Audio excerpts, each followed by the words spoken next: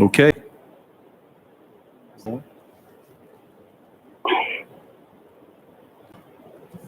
Say when. Now you're good. Okay.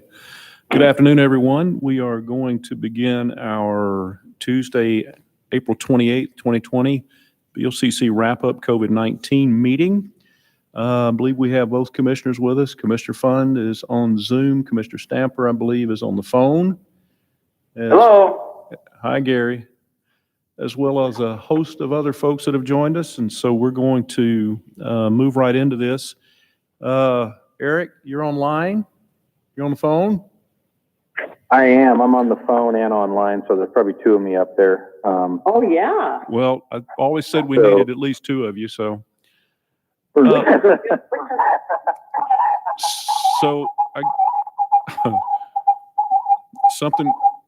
Okay, so we'll turn it over to Eric at this point, I guess, if you want to start with cases, or you have someone else that wants to do that, Eric, or needs to do that?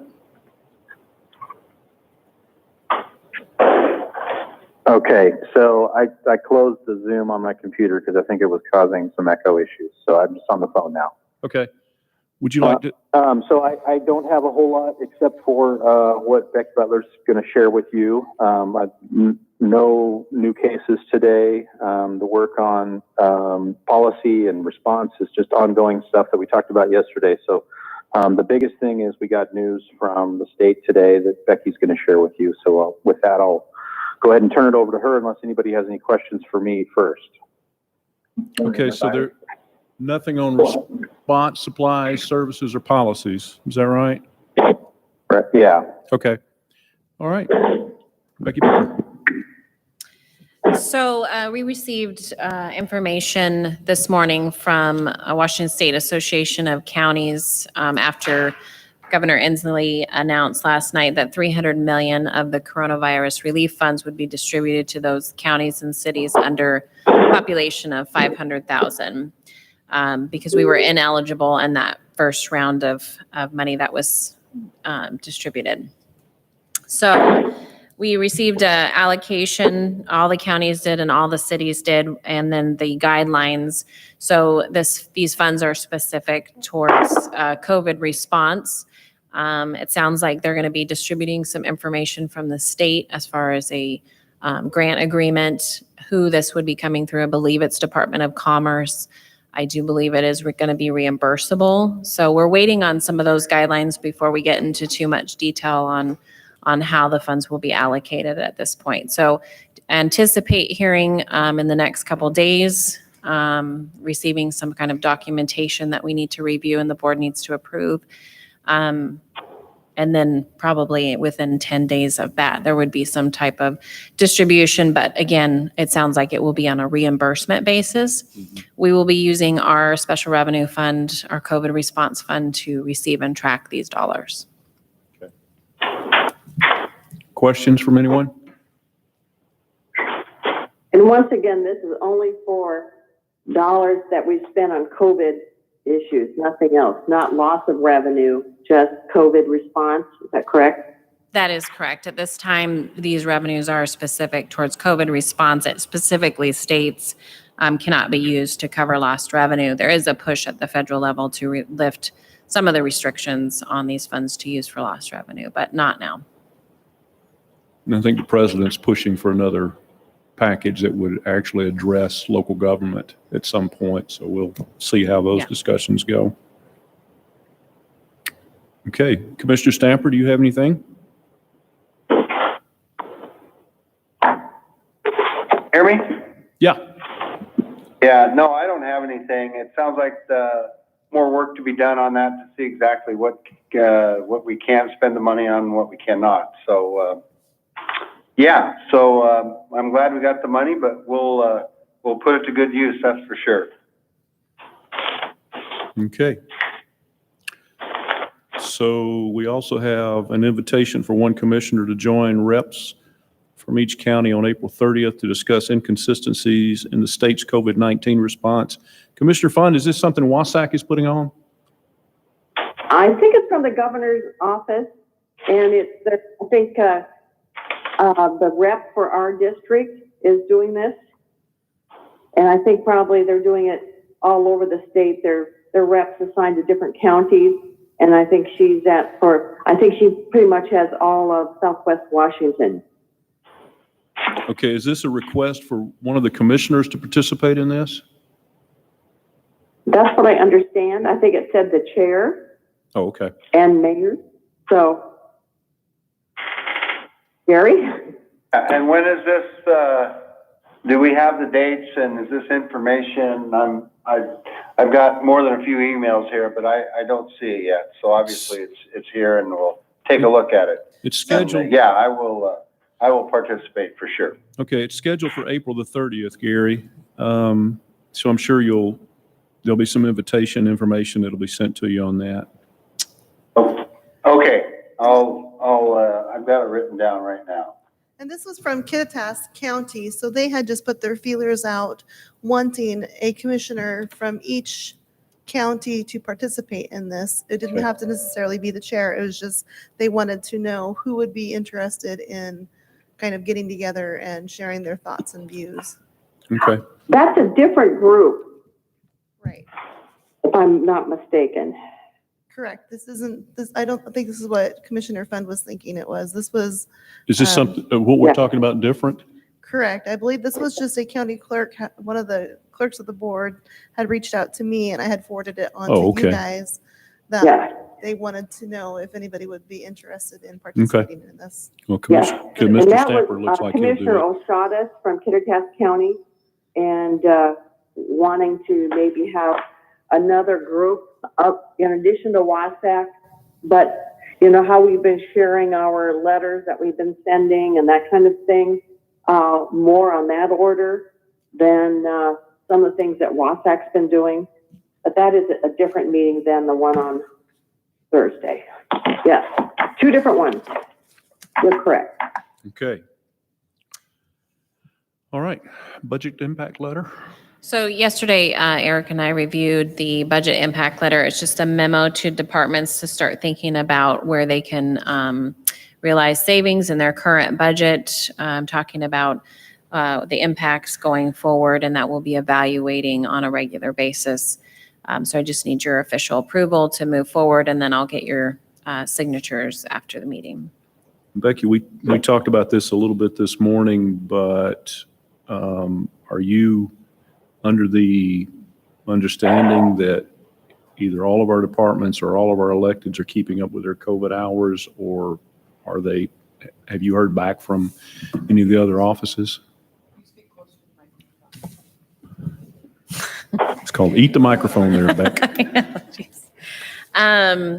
Yes, so I just got off a phone call with our finance team throughout the county, which is a lot of different offices, administrative staff and accounting staff, and they're keeping up with their project accounting, and we're collecting that information as we go forward. So we keep pushing the importance of tracking.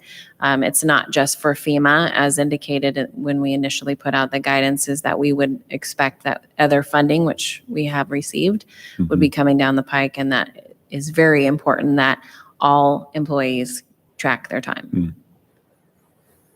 Okay. Any questions from the commissioners? No, none. No. Okay, the only other thing left would be announcements and calendars. So commissioners, any announcements? Well, some of the questions I've been getting revolve around our county parks and boat ramps and what will be open and what will not be open.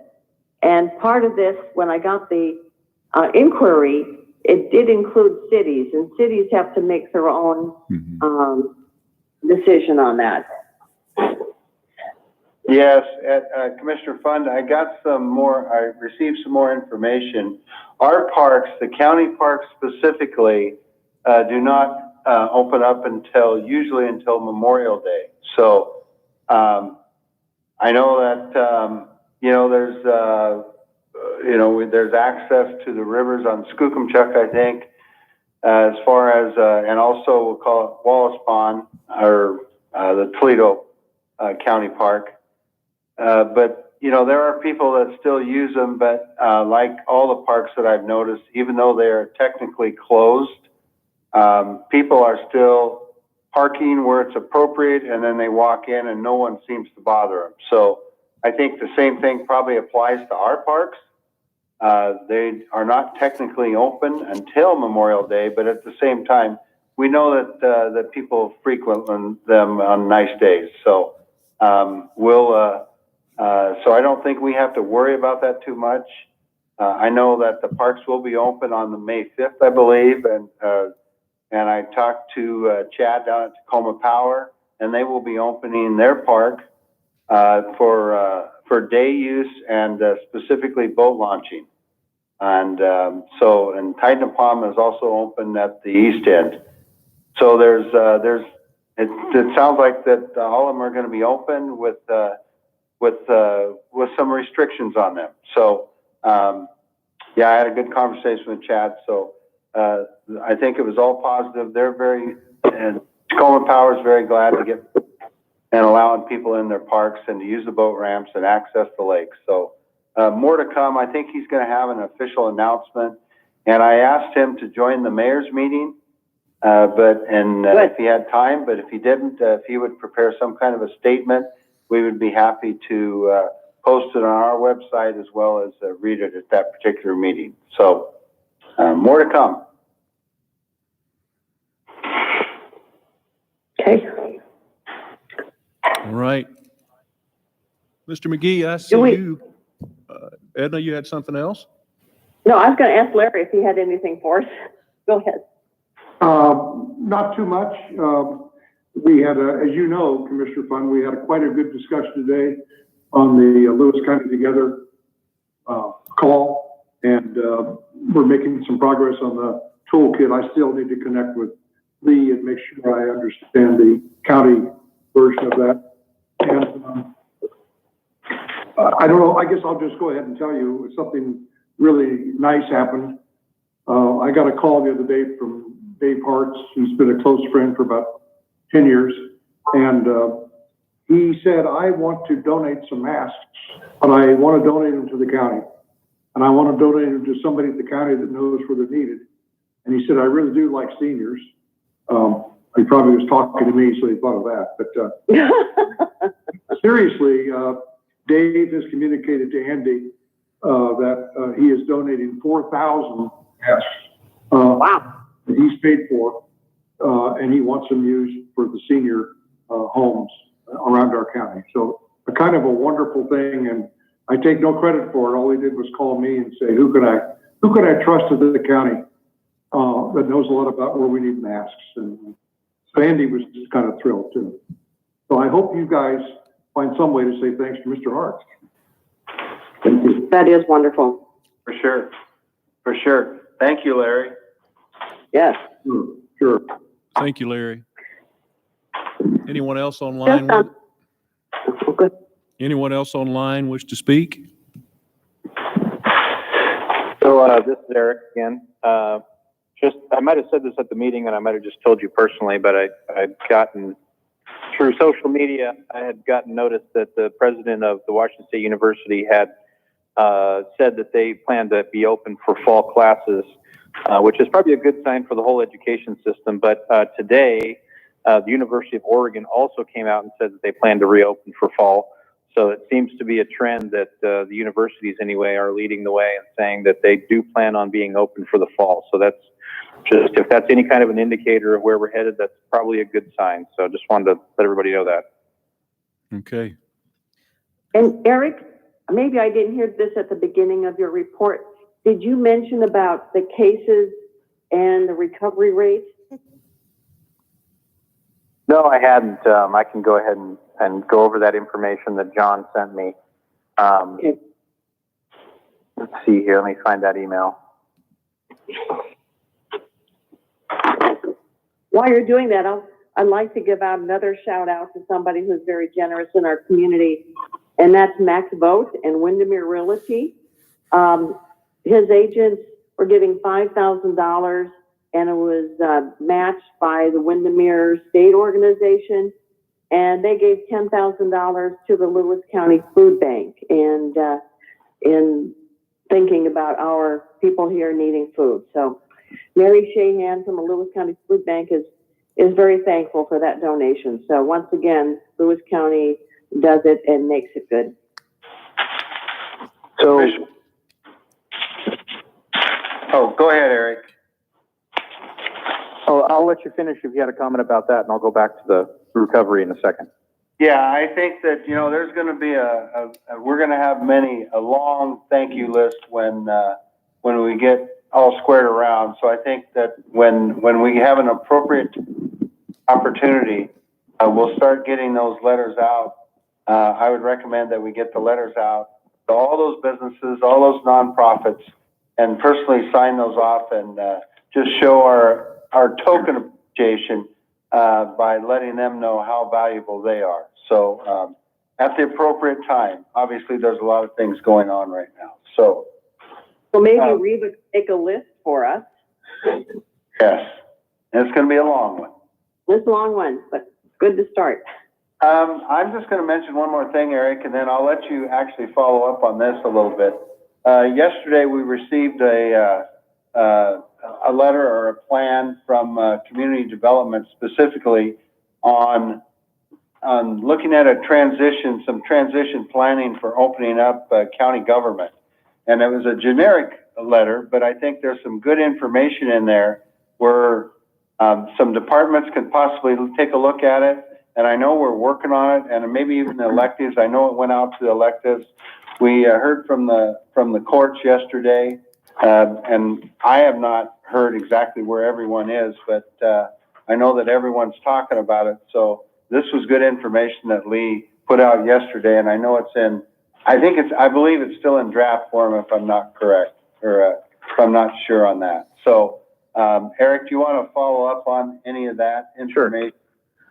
Yeah, it's probably more of a thought process and a sort of a guidance document than it is anything else right now.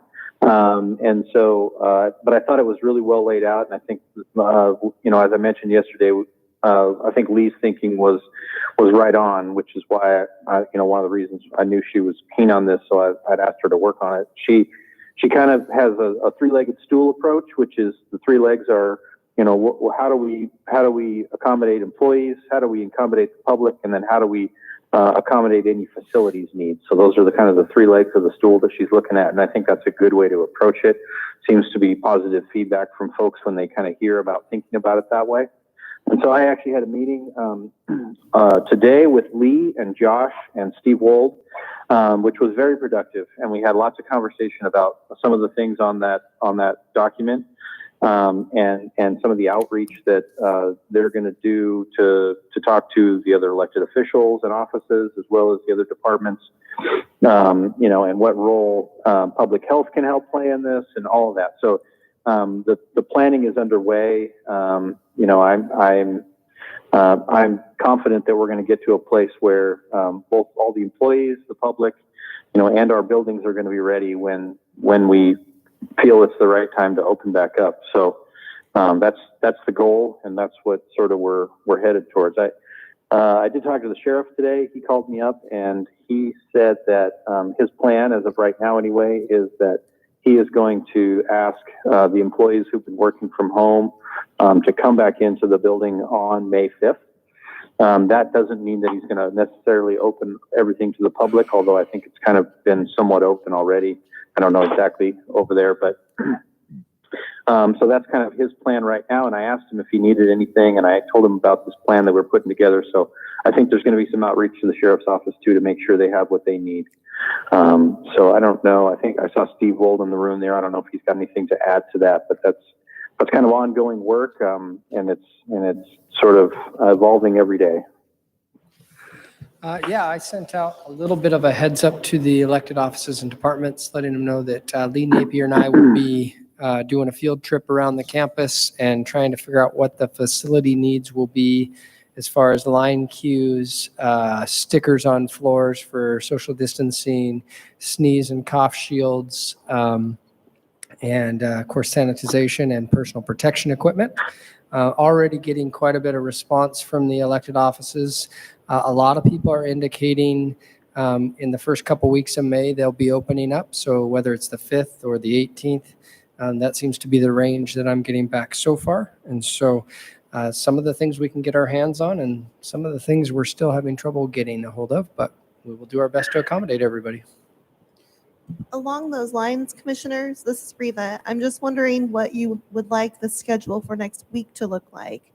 I've been drafting schedules about this time every week. So what are your thoughts on your meetings for next week? Commissioners? Good question. I'm not sure if we can go back to our regular schedule as far as having, our BOCC meeting on Friday morning.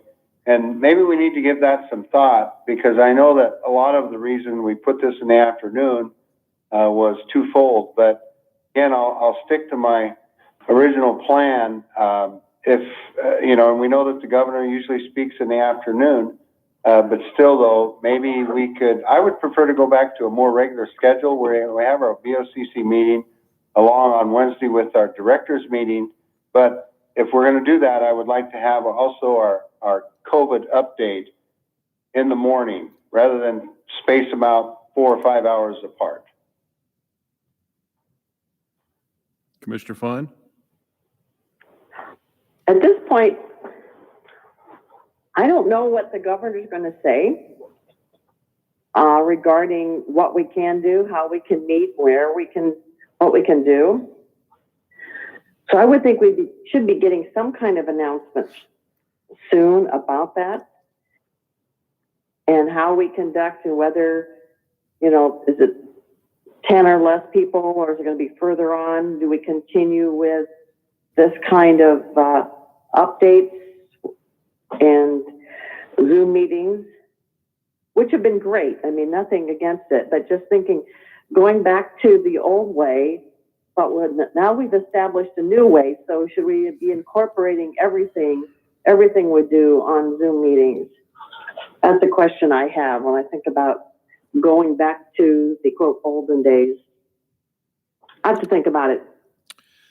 So some of my own thoughts on this.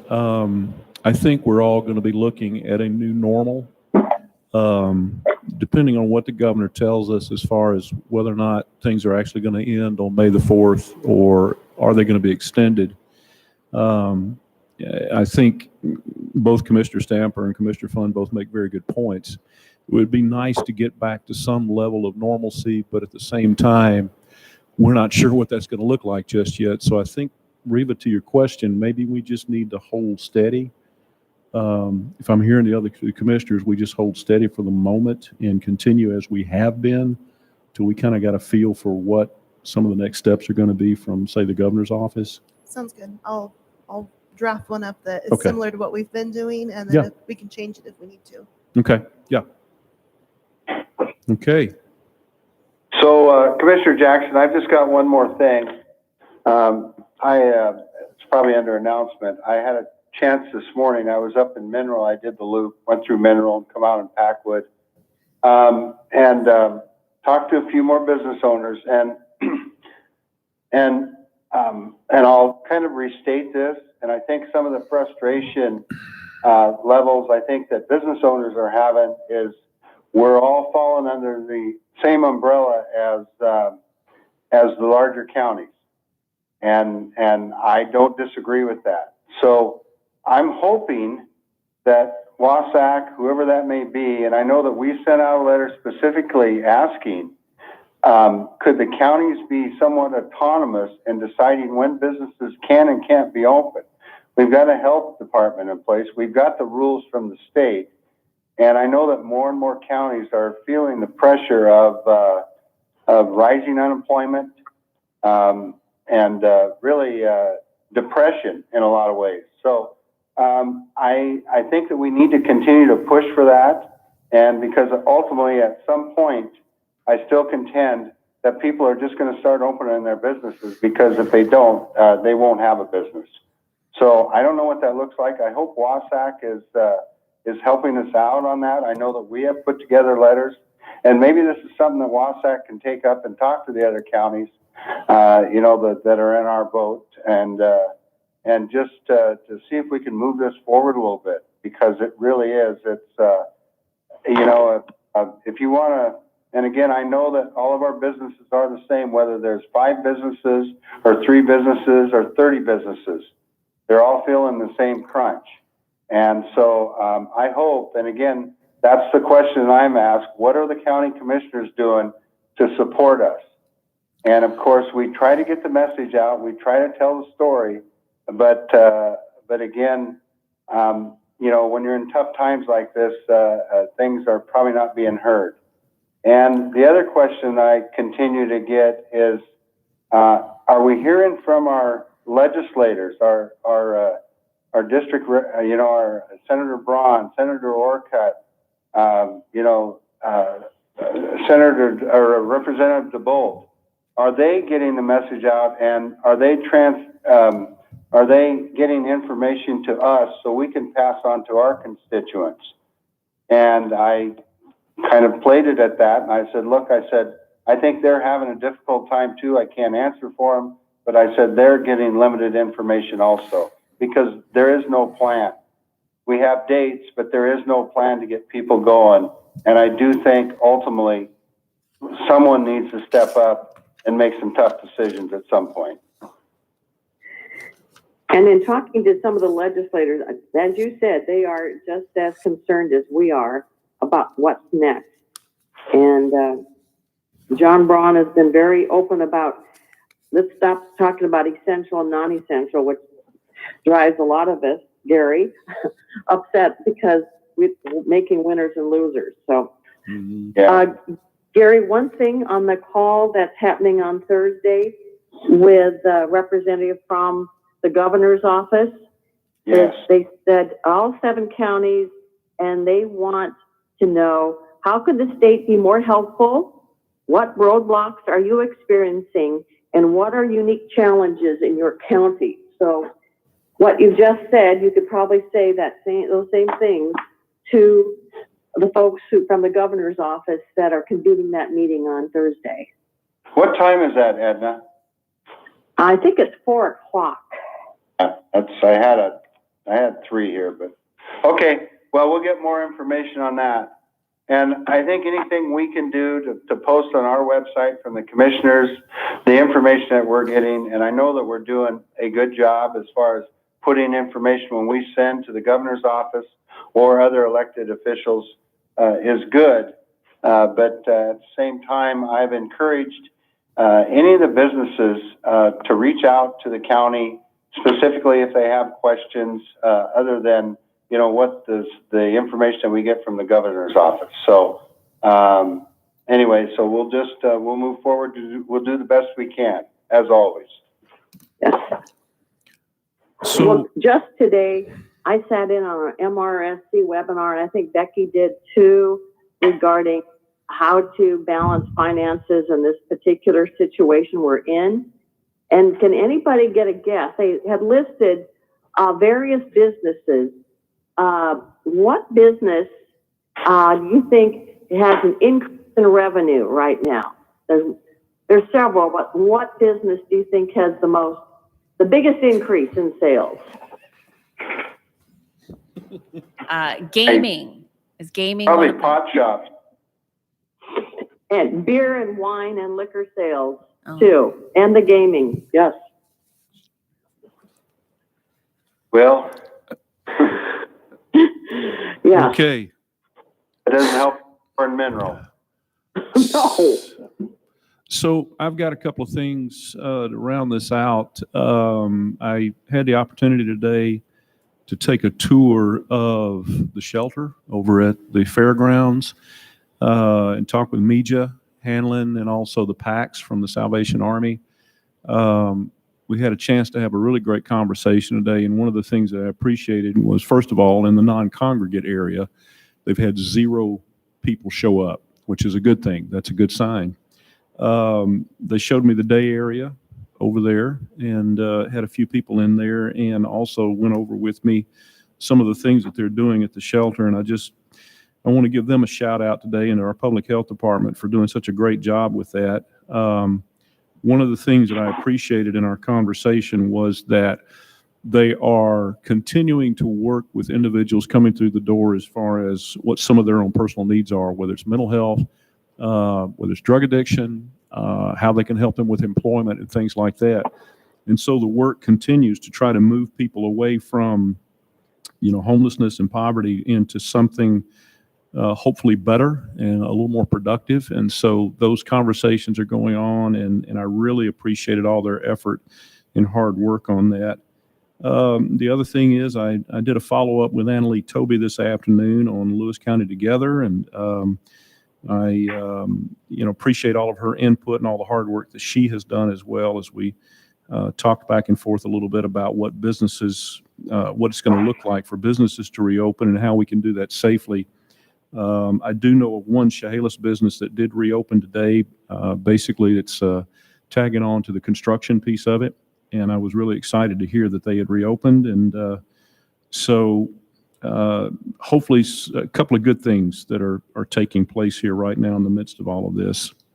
So that's really all I had. Anything as far as calendars, commissioners? Well, I'll be in tomorrow.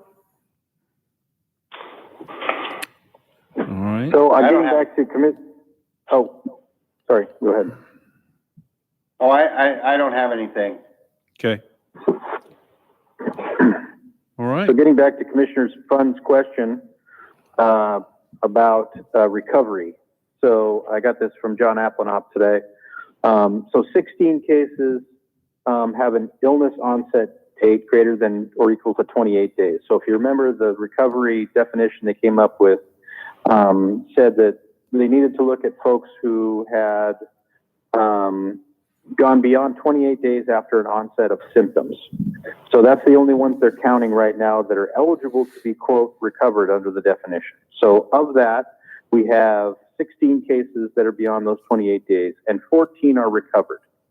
And then 2 have deceased. So that's where we're at. The other cases of the 29 total we have are not outside of that 28-day window, so they're not, we don't know yet if they're going to be considered, quote, recovered. So 14 of the 16, quote, eligible to be considered recovered are recovered. correct. Okay. Thank you. Okay. Anything else? All right. No, I don't have anything. Nope. Okay. Then we are adjourned. Thank you, everyone. Have a great Thank you. afternoon. Thank you.